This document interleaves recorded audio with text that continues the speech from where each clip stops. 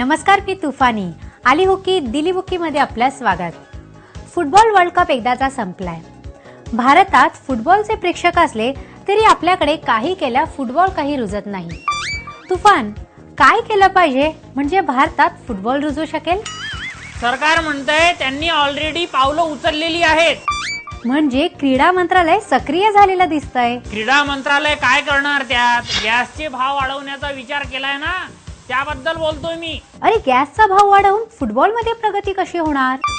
त्यांचं म्हणणं आहे की भारतातल्या जेवणात तळलेले पदार्थ खूप खातात, त्याचा परिणाम म्हणून अंगात चरबी वाढते आणि स्टॅमिना कमी होतो। बरं, मग गॅसच्या किमती वाढल्या की लोक गॅसची बचत करतील, तळण कमी खातील, त्यांचा कल कच्चं खाण्याकडे असेल, कंदमुळं खातील, सलाड खातील आणि त्यांचा स्टॅमिना वाढायला मदत होईल। मागे जेव्हा पेट्रोलचे भाव वाढले तेव्हा तू म्हणालास की सायकल कंपनीशी डील झाला असेल।